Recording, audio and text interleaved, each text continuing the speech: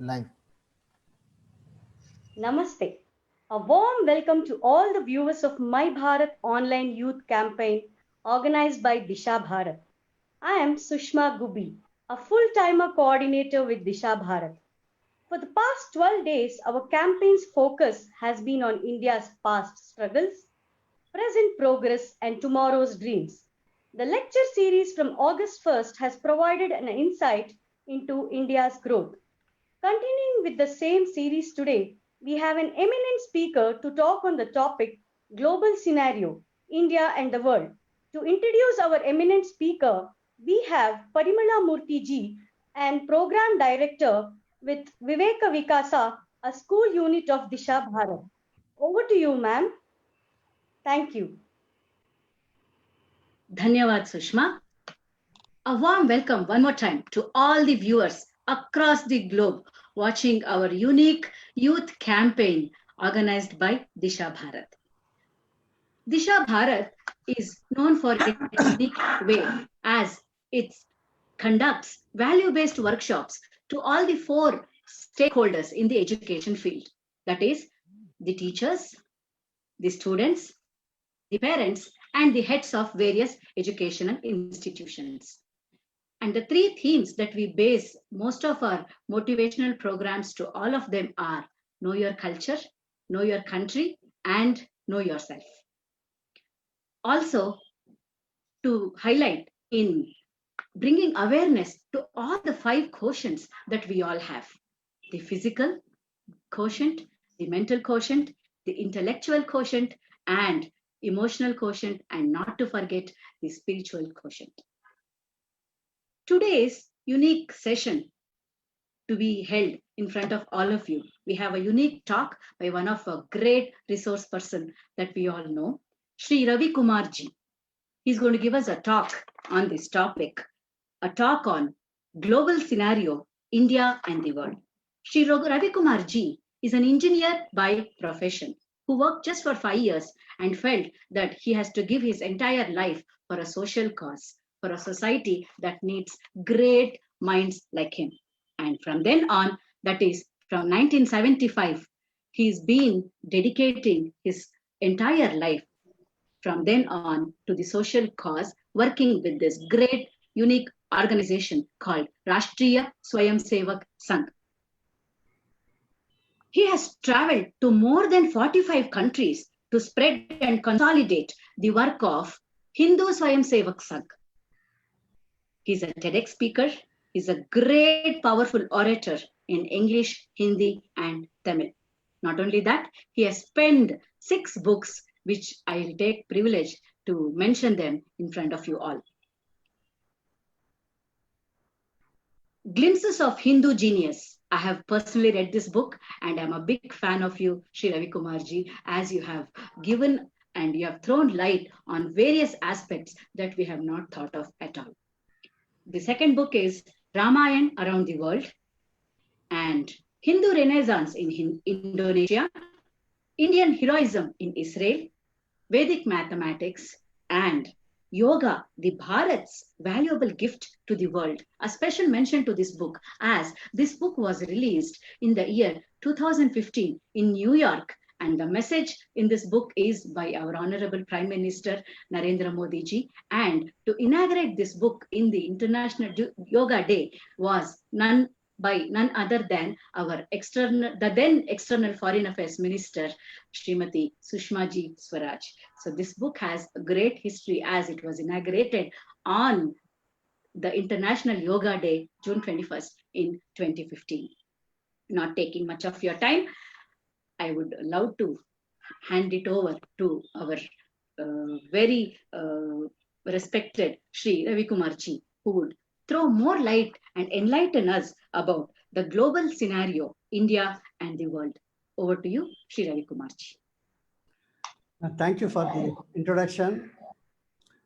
Jai Shri Ram, Jai Ayodhya, Jai Janmashtami, Jai Hind to one and all. I come from RSS background.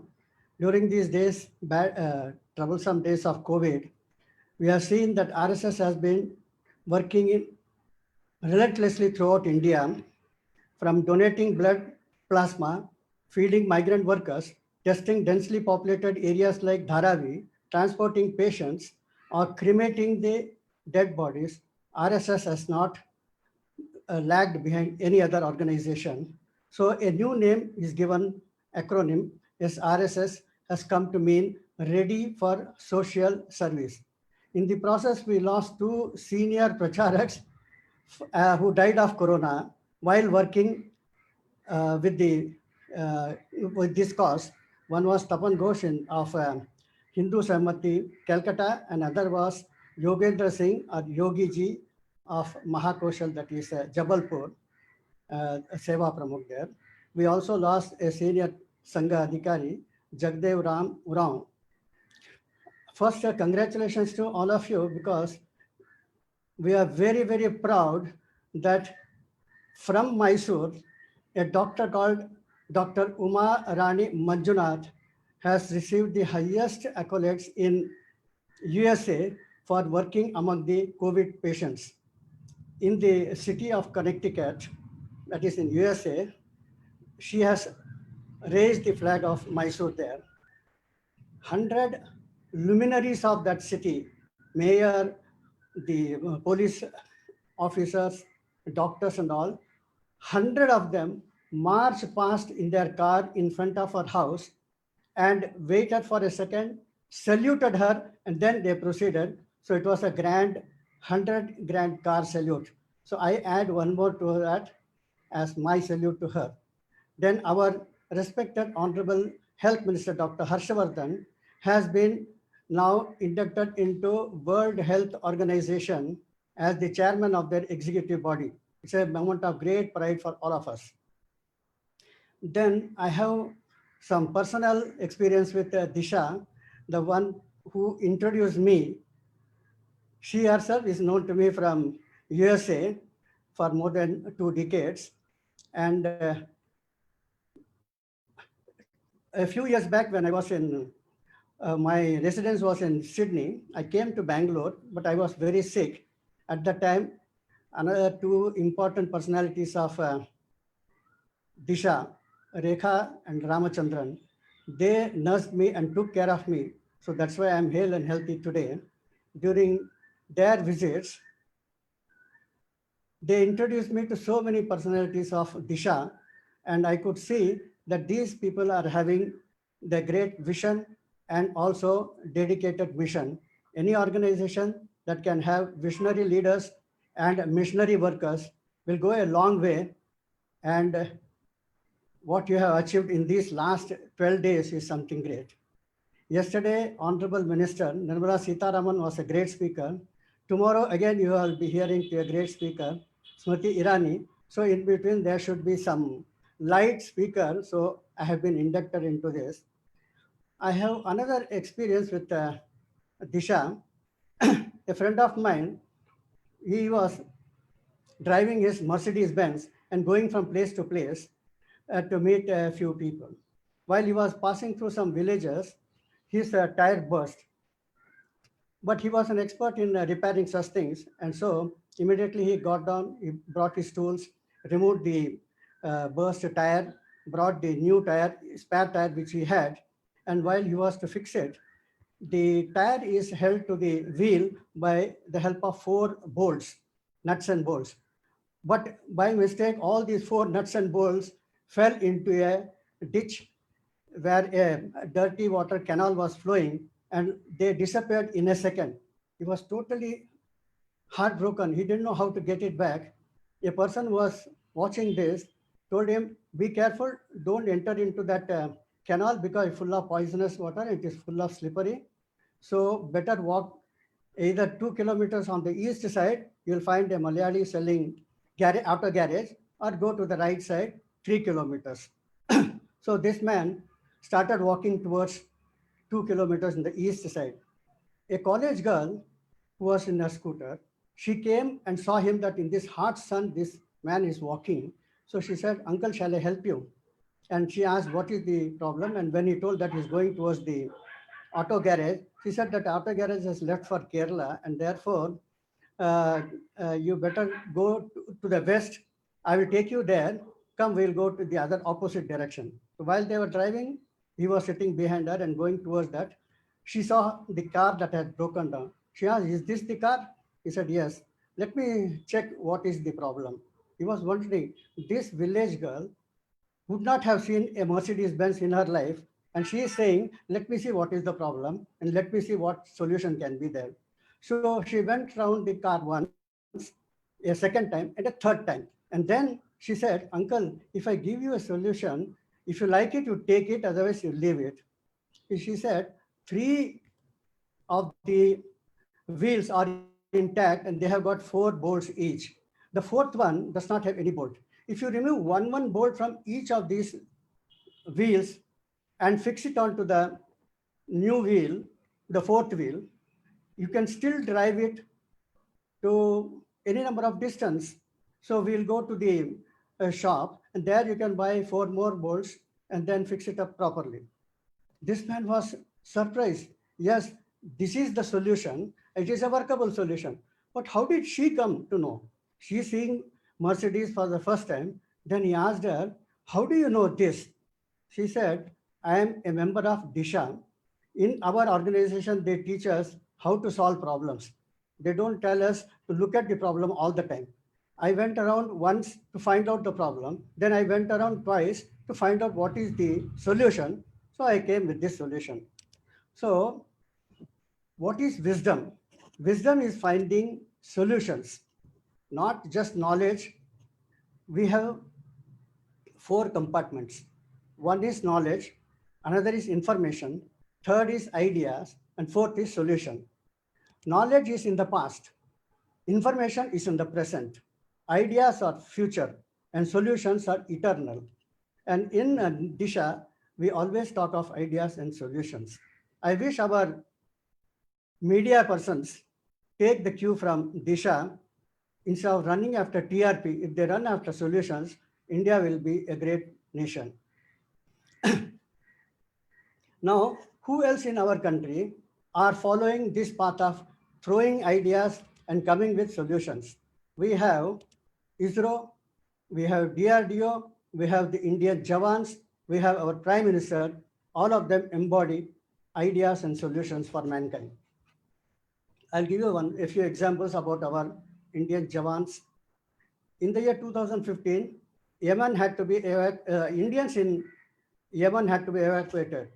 The Saudi Arabians were making carpet bombing on their Sana'a airport in Yemen. And so many thousands of 4,000 Indians were trapped there, workers. Immediately, and similarly, there were workers from various other countries, including USA, France, and Western countries. They all tried their best to solve this and get their people out. They all failed. Then our Prime Minister Narendra Modi telephoned Saudi Arabia king and said, can you stop bombing for 1 day? He said, okay, I'll stop bombing for 1 day. Then he talked to the president of Yemen and said, can you open the Sana'a airport for that 1 day? And he also agreed. Immediately, our minister, General VK Singh, he was sent there. He was standing right in the place where carpet bombing was taking place. And we evacuated all our people. In the meantime, phone calls started coming from USA, from China, from France and Germany. Please help us and evacuate our people also. So more than 1,000 people from 55 countries we evacuated. What could not be achieved by USA, USSR, China, India was able to do it. That's why we say India is the right country for becoming Vishwaguru. Similarly, you can say in Doklam, there was, in 2017, there was a standoff for 72 days, eye to eye. The Chinese and the Indian soldiers facing each other, they were standing, and the whole world was watching whether this will lead to a third world war. What will be the repercussions of this? And finally, the Chinese soldiers withdrew, and it was a great victory for India. And at that time, you must see what the world reaction was. In Philippines, they said, this is not only a victory for India, it is a victory for Philippines, because most of them, they said, so all the Southeast Asian countries, they said, whenever India is strong, we feel protected. And whenever China becomes strong, we feel threatened. That is the difference between India and China.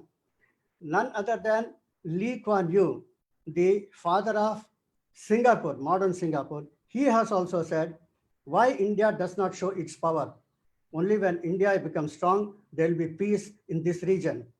Not only in this region, anywhere in the world, there will be peace only when India becomes strong.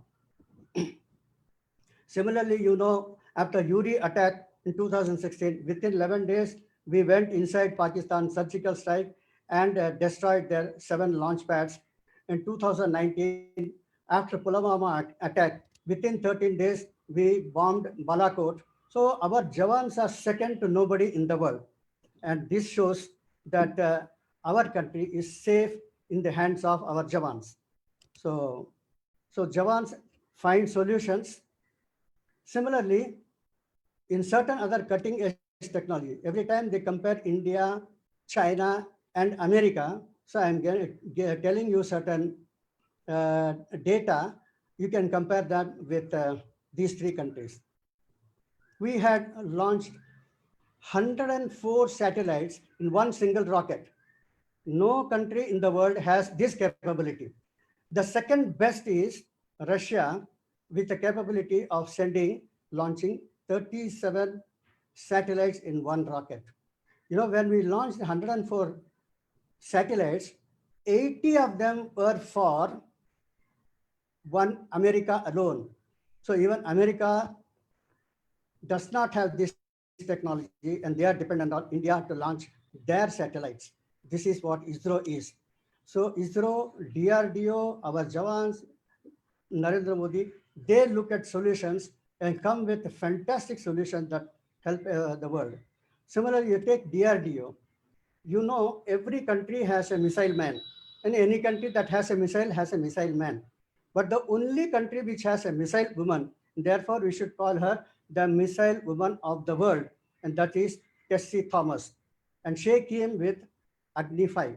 When Agni 5 was launched successfully, our spokesperson said this can cover a range of 5,000 kilometers. Immediately, China said, no, India is telling a lie. It is not 5,000 kilometers, it is 7,000 kilometers.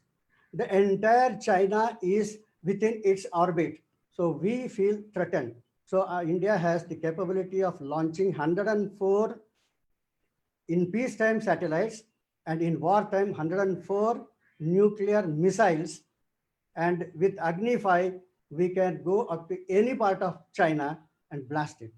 So people will never be using it because the enemy is wise enough not to provoke India towards that end, I suppose. So then we have Tejas, we have BrahMos, which are unique and among the best in the world. Now you come to Gagan. What is Gagan? It is a GPS-aided geo-augmented navigation. It is the finest in the world. Its accuracy is 3 meters. The accuracy of America is 12 meters. About China also, it must be 12 or more. So this Gagan, it helps the aircraft to land at most difficult airports like Mangaluru or Kozhikode or Leh Ladakh. It also helps them even under most trying rainy or dew or snow falls or where visibility is very poor also, Gagan will help them to land very accurately and properly. When this Gagan is taken with BrahMos, it becomes one of the most devastating equipment in the missile in the world. Then we have what is called NAVIC, NAVIC. NAV means navigation, I for India and C for constellation. It is a group of 7 satellites which help you to map whole of India. This NAVIC is more powerful than the GPS system of the Western world. India is among the very few countries which has its own mapping system. And we said we'll share this capability not only with all our neighboring countries, Bangladesh, Nepal, all of them will have the benefit of this map through NAVIC, Sri Lanka, Bhutan, etc. But we will not share this with Pakistan. Why? Because Pakistan is a rogue of a nation. We are tired of the number of terrorism they are causing around the world. So now talking of Pakistan, we always remember cricket match. And India's national fever is cricket. You should know that for 50 years, this ICC, that is playing international tournament, that is 50 year overs and 2020. In all these international games, in the last 50 years, Pakistan has never defeated India. There was a match in Sharjah between India and Pakistan, and there Sehwag said, I'm going to score 200 runs. So Pakistan was worried, we should not allow Sehwag to score 200 runs. Now what shall we do? So if you bowl very fast, then Sehwag hits it for a sixer. If you bowl slowly, then Sehwag hits it for a four. So there is, how do we stop him from? Then the captain was Shahid Afridi, vice captain was Misbah ul Haq, that wicket keeper was Kamal Akmal. So Vice President Misbah ul Haq told him one easy solution for this. He said, every problem has a solution, we should come with a solution. He said, we have won the toss and we are going to bat first. If we become all out for 190 runs, Sehwag can never score 200 runs in this one-day match. So that is their solution, way of looking. Similarly, in 2011, we had World Cup where in the finals, Dhoni hits a sixer and we win the cup. After this, when Pakistan returned to their country, the Shahid Afridi and other players were greeted with boiled eggs, rotten tomatoes, and abusive language. So they rushed back to their house. Some of their houses were pelted with stones. So various police had to guard their house. This captain Shahid Afridi was not able to come out of the house. So he didn't know what to do. He had a lot of banking and other work to be done. So one day what he did, he wore the dress of a lady. He put on his lipstick. He had a salwar kameez, and then he had earrings and nose stud, and he was looking like a Bollywood actress. And when he came out, those who were till yesterday throwing stones at him, they started whistling and singing song. He said, hey, Nargis has come. Hey, Madhubala has come. Meena Kumari has come. So he understood that he has been able to dupe them. So he went to the bus stand and waited for a bus. When the bus came, he got into the bus. And in the bus, there is a section for the ladies. So he was observing the ladies section. And there he saw two beautiful young girls sitting. So he said, this is the best chance for me to befriend them. So he went and sat there and started talking to them. Those two girls were looking at him very intently while he was speaking. And one of them asked, sister, are you not Pakistan cricket captain Shahid Afridi? He was shocked. How come they understood me? He said, yes, I am Shahid Afridi. But how did you come to know of it? He said, Are Bewkoof? Are foolish man? Don't you recognize us? I am the vice captain Misbah ul Haq, and he is the wicket keeper Kamal Akmal. We are also like you, wearing ladies' dress and traveling all over Pakistan. So this is their case today. Pakistan has been totally isolated in the world, and whenever it raises Kashmir issue, whenever it raises any issue, nothing works. Even after Balakot, when we entered into their country and bombed them, they could not raise this issue in the United Nations. That shows how great we are. So coming back to our ISRO is praised. The world is saying that Chandrayaan was a great success, and Chandrayaan 2, 99% success, and Mangalyaan, fantastic success. So success after success is the record of ISRO.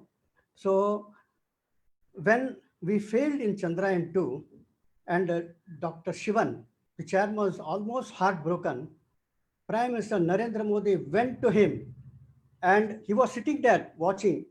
And so he was already in the ISRO station.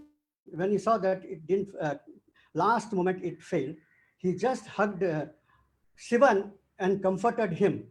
Whole world was watching that the Prime Minister is hugging the chairman of the scientist.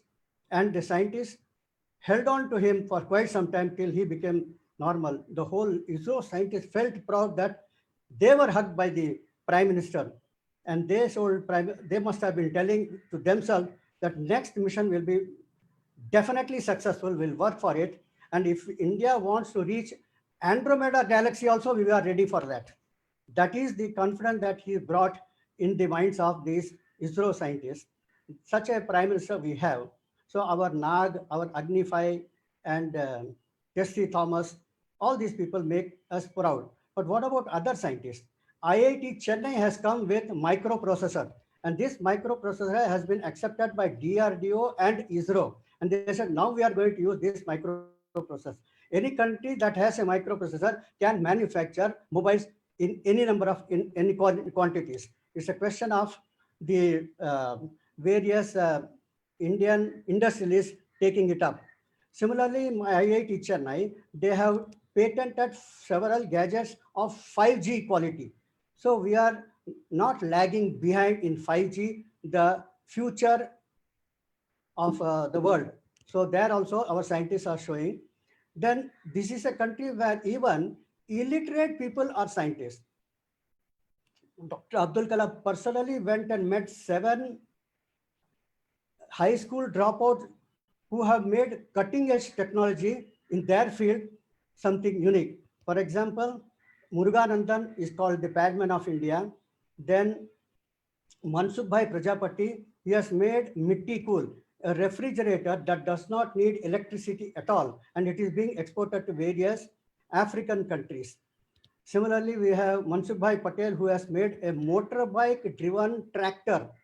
An ordinary tractor costs lakhs of rupees, but if you already have a motorbike in your village, you don't need an engine. So remove that front portion and just attach other things. So in 10,000 rupees, you can, or 1 or 2 lakhs, you can get a variety of tools for your agriculture. So this is this way. There are many people who have been coming with great innovations. I had been to Morbi. There I saw lot of industries, cluster of industry making tiles, and they told me these Morbi tiles are cheaper than China and superior to China. These are the best tiles in the world, and these are all manufactured by ordinary people. There's no Tata or there's no Adani sitting there and making these tiles, and still we can make it. So we should go to Morbi and study how they have defeated the capitalism, they have defeated the communism by their cooperativism, which is a gift of Bharat.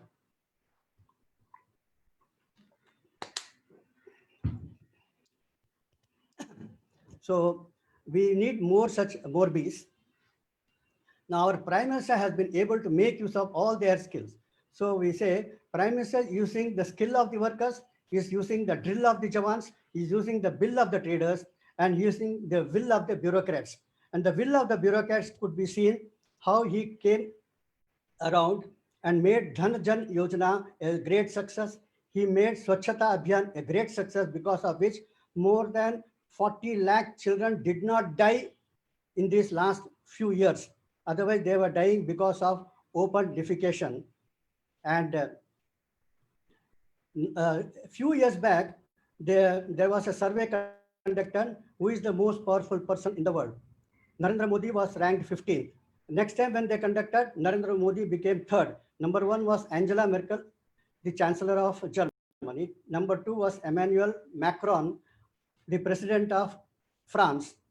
And 3rd was Narendra Modi. Now we know that Angela Merkel has developed Parkinson's disease, and therefore she's not going to stand for any election, because she can't stand for even their national anthem.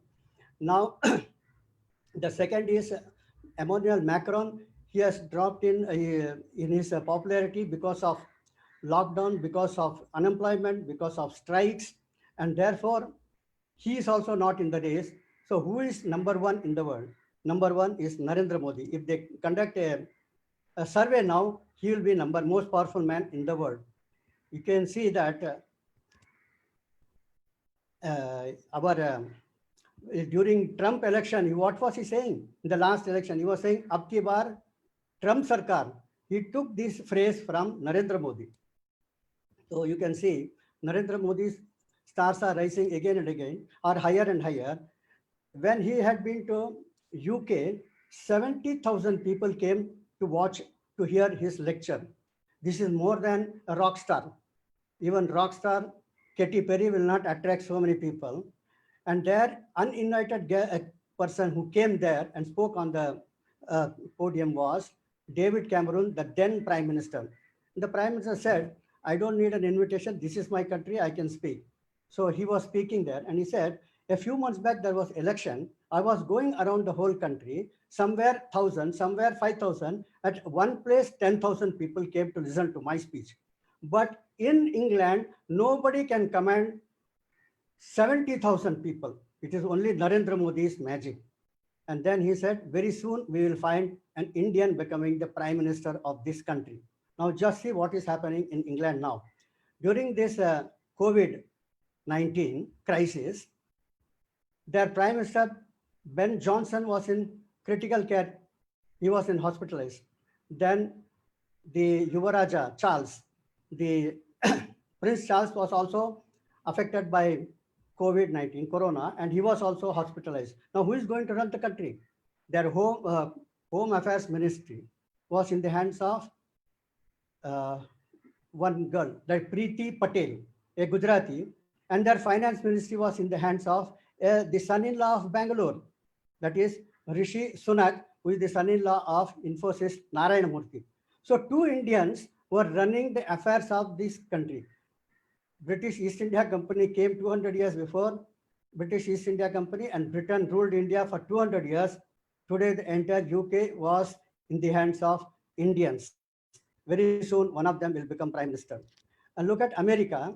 Some years back, a girl got elected from Havana and islands, Hawaii Islands. And when she was to take oath of office as the member of parliament, she took it on Bhagavad Gita. Her name Tulsi Gabbard. And Tulsi Gabbard, the one day, if not now, in another few years' time, Tulsi Gabbard and many other people like her who have accepted Hinduism as their religion will be ruling America. Already, the president of Ireland is Lakshman Varadkar, coming from Nagpur or Vidarbha. Similarly, Goa was ruled by Portuguese. Today, Portuguese is ruled by Indian Goa, Costa. And so we can see that Indians are rising in the Western world. New Zealand is another Western world. There, the president is Dr. Anand Satyanand. I'm not talking of countries like Mauritius, South Africa, or Guyana, Trinidad, West Indies, Suriname, etc., where Indians are already become ministers, prime ministers, etc. If you see elected representatives starting from mayor up to prime minister and president, at least 30 countries have Indians. So this is the present day picture of Indians. And we are very happy with the 5th August, we had our Bhumi Pujan at Ayodhya. So Ram is the god, very, very famous in whole of Southeast Asia. I'll give you one or two examples because a lot must have been known. And Prime Minister also quoted that Ramayana existing in different languages of these countries. Cambodia Ramayana is called Ramakirti, then Ayodhya, the Thailand Ramayana is called Ramkian, and Hikayat Sri Rama is in Malaysia. But you just see where is Ramarajyam. In Malaysia, anybody who becomes an elected representative, whether it's a minister or a prime minister, when he has to take oath of office, he says, Urusan Shri Paduka Baginda, which means on behalf of the Paduka of Lord Rama. Just as Bharata ruled during Rama's time, this we will also be ruling our country in the same way, that is on behalf of the Paduka. If you see some of the masjids there, prominent masjid, there would have been a billboard right in front of it. It would have been written, by the orders of Sri Rama's Paduka, this masjid has been built in the year 2005. It's a common site there. So Ramarajya is there. It has 9 sultans, and one of the sultan by rotation, by their common agreement, becomes president of the country. So when he becomes president of the country and Chief Justice gives an oath of office, what is it that he says? He cannot say Udusan Sri Paduka Baginda. I should say something holier than this, something nobler than this. And what he says is Udusan Sri Paduka Dhuli Baginda. Dhuli means the dust. The dust of the sandal of Lord Rama is holier than Rama's sandal, and sandal is holier than Lord Rama himself. So these concepts are all traveled from India to those countries. Who took these? The ancient Cholas, the Pandyas, and the Pallavas from Tamil Nadu. Similarly, from Orissa, from Bengal, our great Indian heritage has traveled to Indonesia, Malaysia, Singapore, Thailand, Cambodia, Laos, Vietnam, and right up to China. These portion of Southeast Asia was ruled by Hindu empires, Majapahit Empire and Srivijaya Empire, etc. For 1,500 years, they did not allow the China to enter Southeast Asia. So we have a history of containing China then, and we will do it now also, whether it is Doklam or whether it is uh, Ladakh. Recently, what we did it in Ladakh also. So we are not worried about China. But why did you take so much time when Atalji was there in Prime Minister? Why did you not build the temple? He said, we cannot build temple at that time because we are waiting for the Congress party, which is the main opposition party, to say Jai Shri Ram. Now that Rahul Gandhi is saying, I am a Hindu, I am a Brahmin, I am a Janevudhari Brahmin Hindu, I am a Dattatreya Gotra Janevudhari Brahmin Hindu, we thought now it is the time to beg. His sister Priyanka Gandhi also says Ram belongs to the whole nation, Jai Siya Ram. Then we thought, now this is the right time to build this Rama temple. So what about your Krishna temple? What about your Shiva temple? We'll wait for that. Today, one person who has opposed this Ram temple is Asad Uddin Owaisi. He says, Babri Masjid tha, Babri Masjid hai, Babri Masjid rahega. So we will wait till he changes his mind and says, I am a Muslim by religion, but a Hindu by my ancestors. I am a Muslim inside my house, but by step of the house, I am a Hindu first. So till he says this, we'll keep this Krishna temple pending, and till towards that goal, our Vishwa Hindu Parishad, our Rashtriya Swayamsevak Sangh, all these organizations will be working to create a climate in which he will be happy to say this because there will be no opposition from his community. Now, on 11th August, we had Janmashtami. So I'll just give some one or two examples of Janmashtami. In Poland, there was a case, a Christian nun, she had filed a case saying that this Bhagavad Gita should be banned. Bhagavad Gita was belongs to Krishna, who had 16,000 wives. Such a thing cannot be accepted in 20th century. So this book should be banned. So Hare Ram, Hare Krishna was called to say if you want to say anything in favor of Bhagavad Gita. So he said, I want to interview that girl. So in the court, she was the nun who had the word for nun. Nun means, in English, N-U-N, nun means a Christian girl who has offered her life for the propagation of Christianity. The good word for that in Malayalam language is Kanyastri. So allow me to use the word Kanyastri for that. And this Kanyastri was called, and he asked how many Kanyastris are propagating Christianity in Poland. She said roughly about 5,000. Very good. How many of them are throughout Europe? She said must be 50,000. What about the whole world? Whole world, maybe more than 500,000. Kanyastris are working around the world for propagation of Christianity. He said, very good. Before becoming a Kanyastri, what were you? She said, as a small girl, I was studying in school. Then I went to college. Then I was working in some factory. Then I resigned my job. And then finally, I became this Kanyastri. And she was feeling very happy that Christianity is getting popularity, being advertised through this case. Then he asked her, while you are working in the factory, and then when you resigned and joined the church movement and became a Kanyastri, you are supposed to take a, you are supposed to take an oath. What oath did you take? He said, we all have to take the oath. And that oath we say, from today onwards, we accept Jesus Christ as our husband. Then this Hare Ram, Hare Krishna man, he looked at the judge and said, now judge, please decide for yourself. There are 500,000 nuns who have accepted Jesus as their husband. And here is one person, Krishna, who has got only 60,000 wives. So what do you, 16,000 wives. So which book should be banned first? You decide. So the case was dismissed. So this is the strength of Bhagavad Gita, or the strength of, I must say, hats off to these Hare Ram, Hare Krishna devotees. They have translated Bhagavad Gita into more than 80 languages of the world, and in Chinese language, in so many Russian languages, all the languages they have taken it.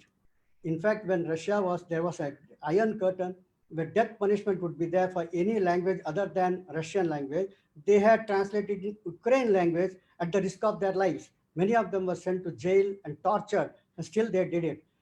When there was an iron curtain in China also, they translated this into Mandarin and into uh, the other dialects of Chinese language and Cantonese, and secretly they will take it and sell it there. It's not to be gifted, it has to be sold. The largest selling religious book in the world is Bhagavad Gita, because all other books are available free. So you can see the risk factor that they have taken. I hats off to this Hare Ram, Hare Krishna. I'll tell you another thing. Today, Turkey is making a lot of noise. Not Turkey is making, one person in Turkey, the Prime Minister, Erdogan, is making a lot of noise against India. Even Mahathir Mohamad of Malaysia was making noise against India. Then he was thrown out of his cabinet. Now he is no more the Prime Minister. Now he is regretting and said that I made the biggest mistake of my life. I opposed Narendra Modi. I opposed India. I should not have done that. Very soon, Erdogan will also realize his mistake. So in 1971, the president of Turkey wrote a letter to Indira Gandhi, the Prime Minister of India, that we are banning your book, Bhagavad Gita. Now, we were not knowing when Bhagavad Gita was a textbook in Turkey and why it is being banned now. She asked the ambassador to look into the matter. So one of the officers of our Indian embassy in Turkey met the cultural minister and said, sir, you must have banned this because you must have thoroughly read Bhagavad Gita and know that it is bad for mankind. I have been trying to understand Bhagavad Gita for the last 20 years. I could not understand. Can you tell me what is there in Bhagavad Gita to be banned? Then he said, we have not read Bhagavad Gita. The students in our Turkey university, they are saying, Turkey tere tukde honge, inshallah, inshallah. They are making slogans against, they are fighting against the police, they are rebelling against the military. So we went into their hostels to check what books they are reading, which is making them militant. We found Karl Marx books, we found Mao's books, we found Chinese propaganda material, and we found this Bhagavad Gita. So we have blanket banned all these books.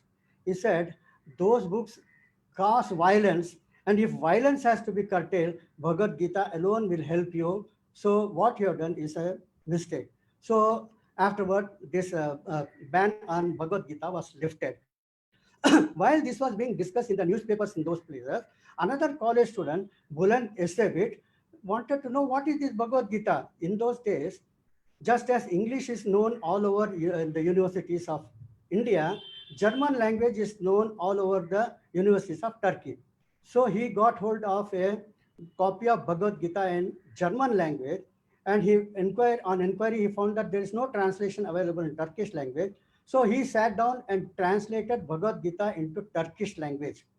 And after some years, when he stood for election, he got elected and he became the Prime Minister of that country, President of that country. And he won the election 5 times. In the history of Turkey, Buland Essevit is the only person who has won 5 times, longest serving president. So there is one president who bans Bhagavad Gita, another president translates Bhagavad Gita and becomes the greatest president of that country. This is the power of Bhagavad Gita. When Bhagavad Gita was first translated into English in 1785 by Charles Wilkins, and it was given to Warren Hastings, the Governor General. When he read the Bhagavad Gita, he was enamored. He rushed to East India Company chairman said, sir, why don't you publish this?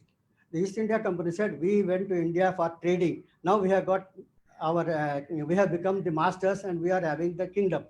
I will limit it to that. I'm not interested in publishing any book. And tomorrow somebody will ask me, what is written in this?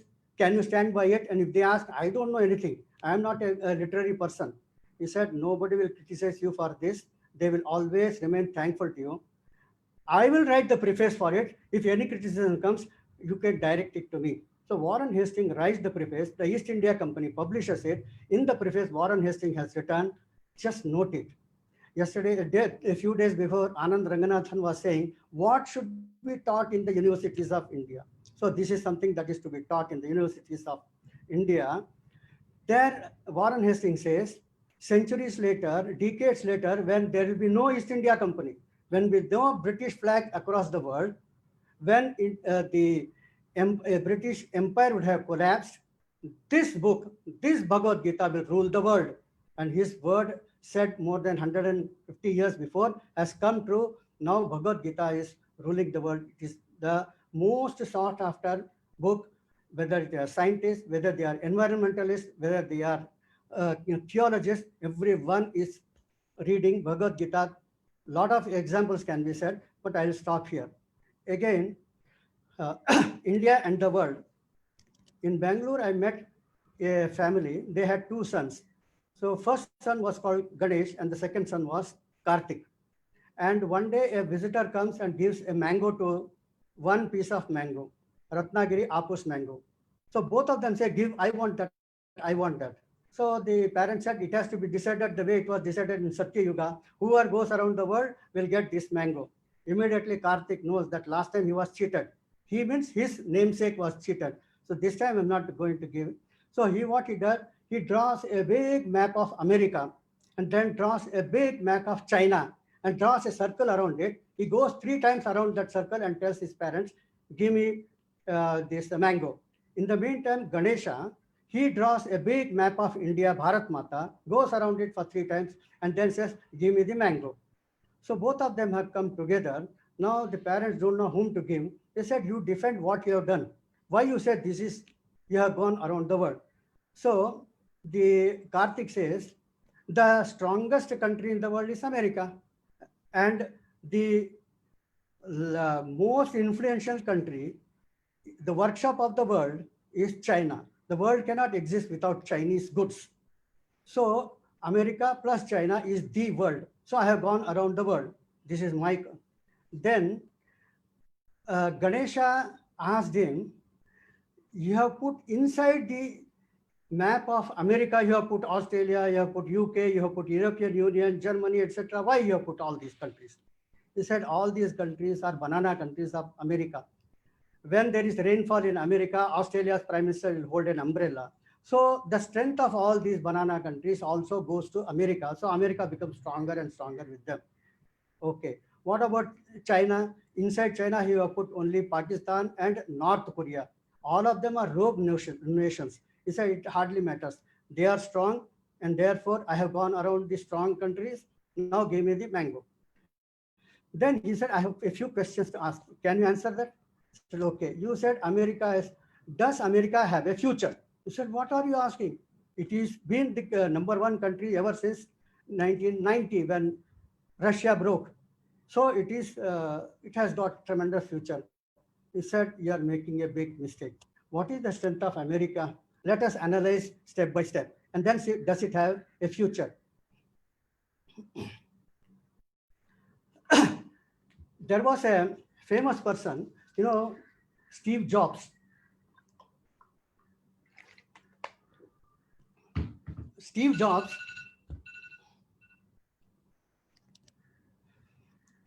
then there was one Johnny Cash. Everyone knows Steve Jobs, Apple started. Johnny Cash got a lot of Grammy Awards for his music. Then there was Bob Hope. He was a great actor. So now all of them are dead and gone. So America has no jobs. It has got no cash. It has got no hope. Hey, don't make such funny remarks. Tell the truth. He said America is sinking under $20 trillion loss. They have taken loan from China. They have taken loan from Japan. They have taken loan from left and right. do you think such a country has a future?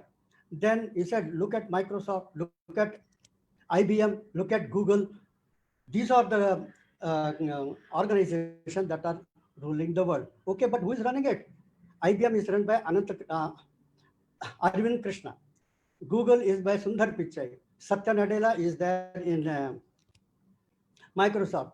Ajay Pal Banga is there in Bank of America. So most of these things, the City Bank is also, you have Vikram Pandit. So all these things are run by the running this. They are only CEOs, but the owners are, today they are CEOs. Tomorrow they will become owners. I'll tell you some example. Tetley was such a big company. Now it is owned by Tata. Then you have Jaguar, the best sports car, that is also owned by Tata's. Arcelor makes the finest steel in the world required for any nuclear plant. Even when tomorrow China needs a nuclear plant, they have to ask for India because that is owned by Mittal. So we are in the process of taking over so many companies. So all these things will come into the hands of India. Now, a few years back, a lady called, she made a Lisa Miller in Newsweek. She conducted a survey across America and asked 3 questions. First question is, do you think to go to heaven, there's only one path? That's what the monotheistic religions are saying. 90% of the people said, no, there can be different paths. The second question is, do you think to reach there, you need an agent called Pope or an agent called Prophet, an agent called Mullah? They said, no agent is required. The soul will find its maker or the spiritual master by itself. Third is, सजन रे झूठ मत बोलो, खुदा के पास जाना है, ना हाथी है, ना घोड़ा है, ना मर्सिडीज कार है, वहां तो पैदल ही जाना है. Therefore, body is required to reach heaven. Therefore, they preserve the body and bury it. However nicely you preserve, the body will be broken into pieces because of disintegration. There will be no body after a few years. So he is saying, is body required to reach heaven? And 90% people said, no, body is not required to reach heaven. Then Lisa Miller concludes that article says, 90% of people in America have answered these answers. They tally with only one religion in the world, that is Hinduism. Unknowingly, 90% people in America are following Hinduism. Now we'll come to the Muslim countries and we'll do it very quickly. All these Muslim countries, when Narendra Modi stood for election in 2014, all the media people in India said, if Narendra Modi becomes prime minister, then India will go to dogs because these Muslim countries have petrol and they will not give petrol. Saudi Arabia, Qatar, Iran, and United Arab Emirates will not give petrol to India.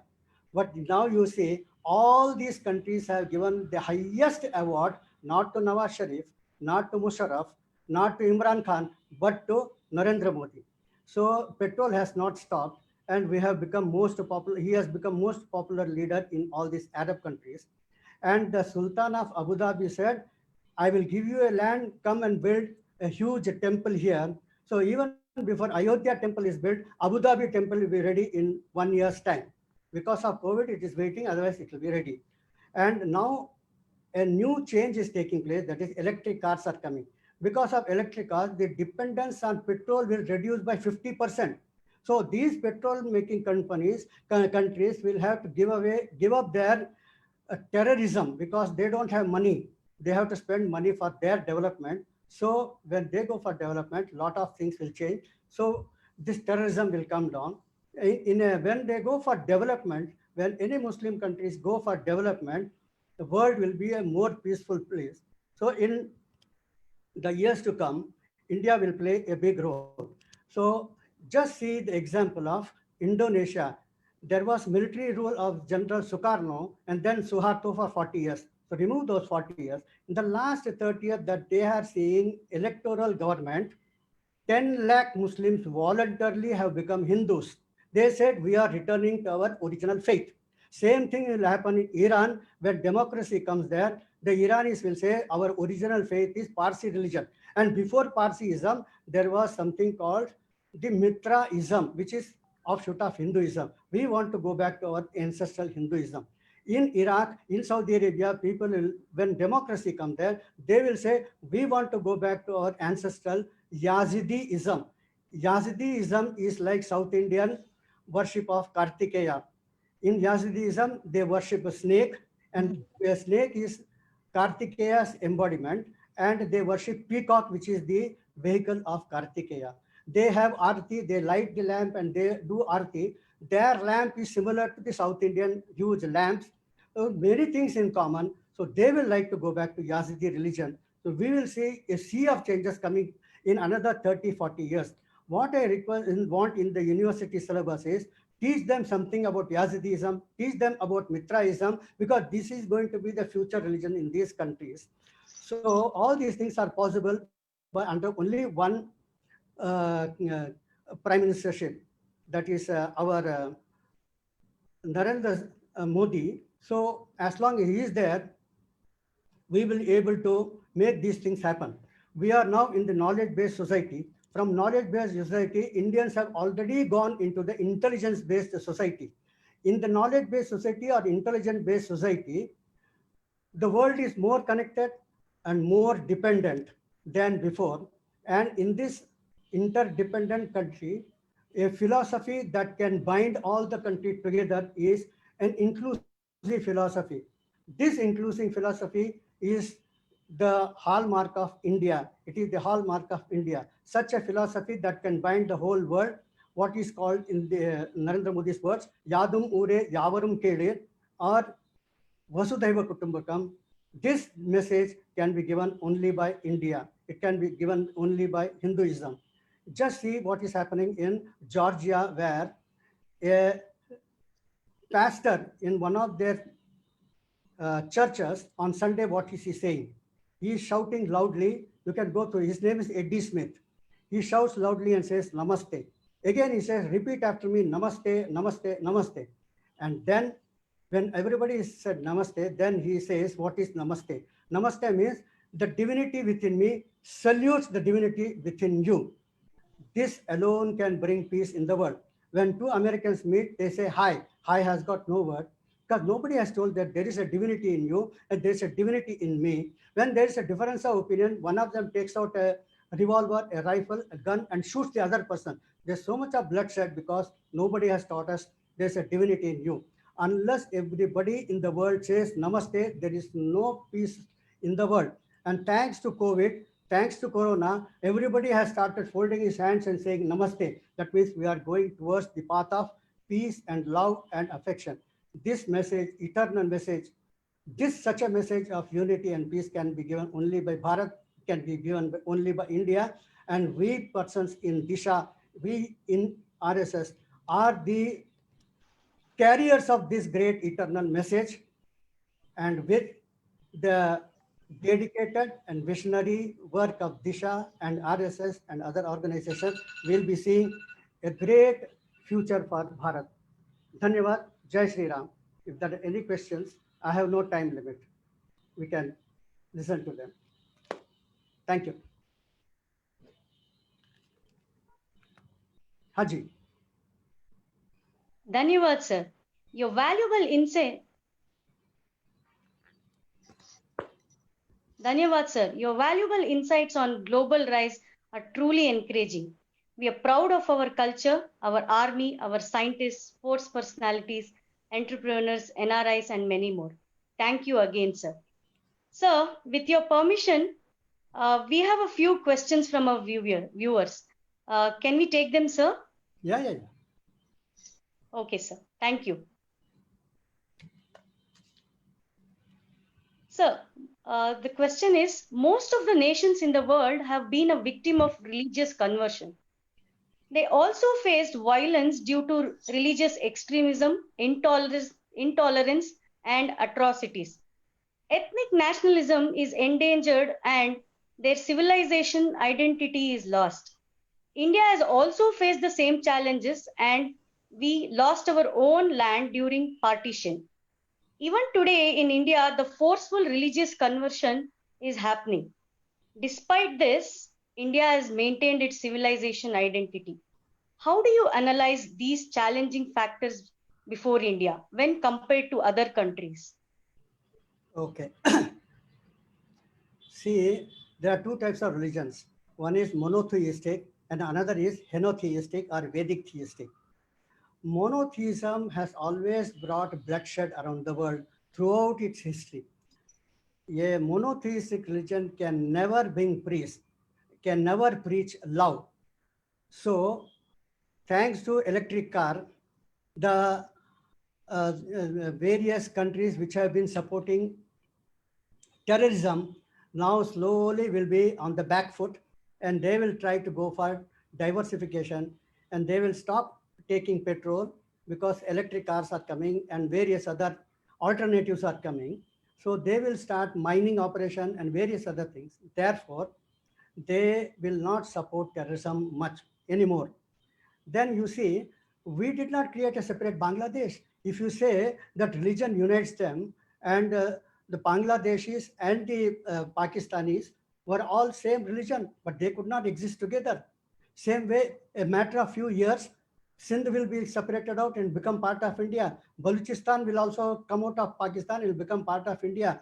The Paktwa, that is northwest frontier, will join Afghanistan. Only a small portion of Punjab will remain with Pakistan, because Gilgit Baltistan will also join with India.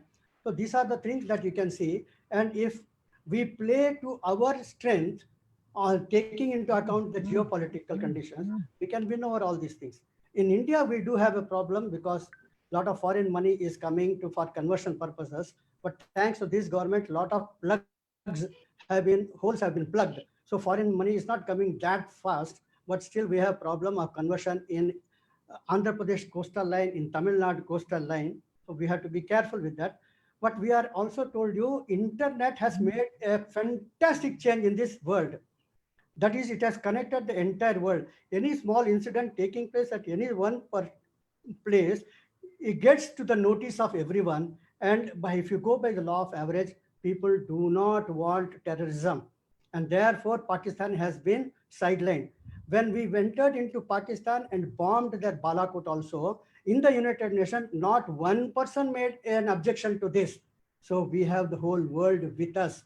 With that, when India world is becoming more interconnected, more interdependent, these terrorist activities will be on the wane. So, but we have to be careful of what is happening next door. In Bangalore, there has been a lot of violence going on for last 3-4 days. So all these things will happen for some more time, but they are all on the waning side. Any other? Thank you, sir. Thank you, sir. There's one more question, sir. And And then in India- this, I will also say one thing. The person who has asked question, I will ask you, how many of you have read the books of these religions, converting religions? If 1% of our people read the books from which many of the terrorists are taking inspiration, if you read those books, then you will be finding the answers. Israel, which is such a small country, surrounded by 7 big countries, is not afraid of terrorism, and we are discussing terrorism. How many times we are bigger, and we have got only one enemy, Pakistan. They are having 7 enemies. Egypt is bigger than Egypt is there, Iraq is there, Iran is there, Turkey is there. So they are not afraid because they have studied. Once you study, once you know your strength, once you know your enemy's strength, you will not lose the battle. Unfortunately, in 1,000 years, we have not studied the enemy's strength and weakness. So if you understand his weakness, you will be a winner all the time. Thank you. Thank you, sir. Sir, there's one more question, sir. Corona pandemic has hit social life in many countries. What is the global position of India in its fight against corona? And what are the global challenges and global opportunities in post-corona days? First, culturally, I say everybody has started saying namaste. Then another thing is, all these years people were saying that we belong to another school of thought, therefore we will not cremate, we will bury. But now a blanket ban on burial has been placed on many of the Western countries.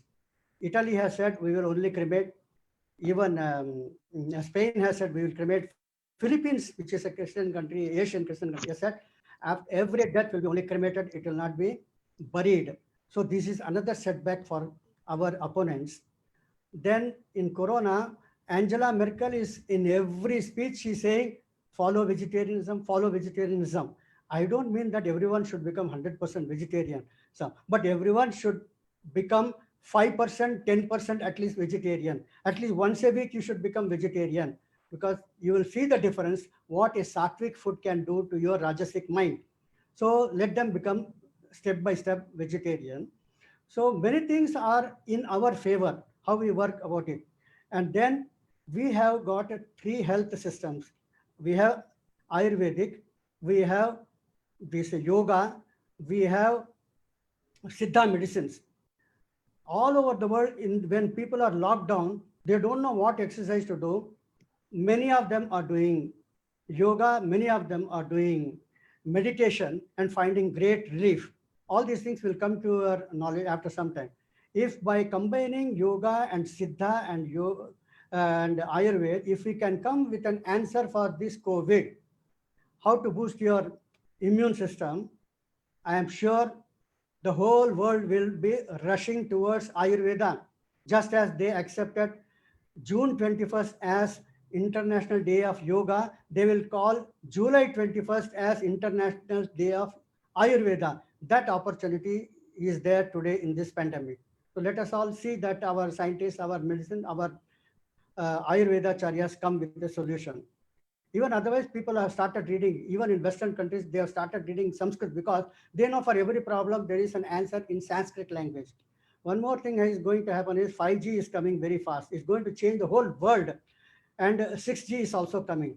In terms of 5G, I'll tell you, the semiconductors, 70%, 75% of the semiconductors are made by Taiwan, which China considers as its enemy nation. And other 25%, much of it is made by Japan and by the Scandinavian countries, that is Sweden and Norway. So China is very much dependent for all its Huawei products on semiconductors. And recently Trump has said, nobody will sell semiconductors to China. China is already rattled on this. So anyway, coming back, this COVID is teaching so many people how to restrain yourself, how to live in a more moderate life, because this is lacking in Europe. That's why Europe has gone to pigs.